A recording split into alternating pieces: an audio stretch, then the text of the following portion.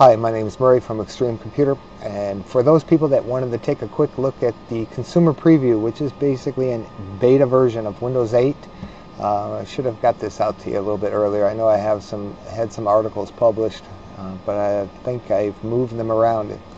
But I want to show you how to get the program and install it so that you could actually, work with it. Right? Like I said, it's from Extreme Computer. First off, there's a really nice program. It's called VirtualBox.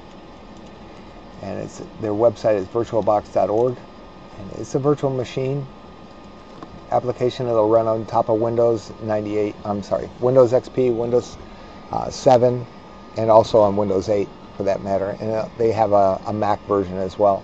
So if you wanted to test out the Windows 8 environment, it's best that you do it in a virtual environment so that you don't delete your hard drive. And if you've already done it, you're pretty much already reinstalling your operating system and resuming life after a headache.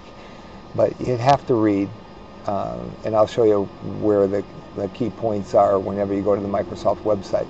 So you would download your virtual machine and install it, and I'm going to show you how to set it up. It's really simple. I mean, and there are help sections in here, screenshots and your to-do stuff. Is really easy to follow. So let's go over to Microsoft and let's take a look at how they're presenting Windows 8. Obviously it's going to be mainstream here. Let's get the consumer or beta review. Let's go and click on Get It Now, and right here, this is where most people are going to download, and this is an executable. It's going to start installing, and this should have been above it if you ask me. But you're going to have to reinstall your operating system if you decide to go back. Okay, that's not exactly 100% kosher. I think they should have put an ISO image, something that would give you more. It is installing, but it's how they wanted to promote it, and that's the way they're doing it. So in this case, because we're going to use a VirtualBox, we're going to think ahead and read ahead. We're going to download an image, either 64-bit, 32-bit. Just go ahead and click on the download image. You won't have to have a DVD burner or anything of that nature. Just take a look. It's an ISO image, and that's what we want. Then we're going to set up a VirtualBox. So after you've downloaded that, you've installed your VirtualBox, you'd come over and you would set up a new box. Sorry, I already have one set up here. So we go a new machine, go through the whole process, name it, give it Windows 8.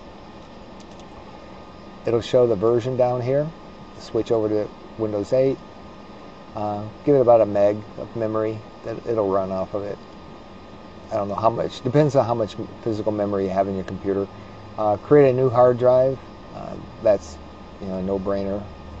Make it a virtual hard disk so you could transfer this around to other things. And then I always use a fixed.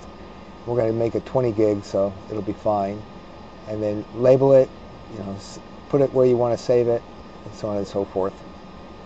Okay, and then go through the process, let it build the system.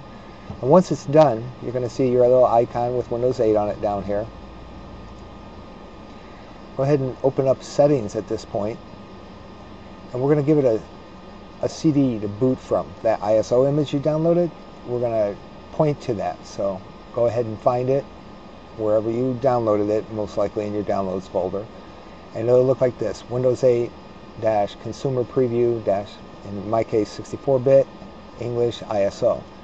So when we add that to our VirtualBox and then we start it, okay, select it, start it,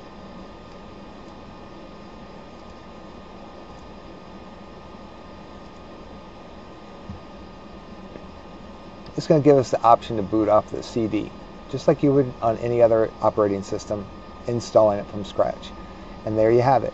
That will install it in a virtual environment.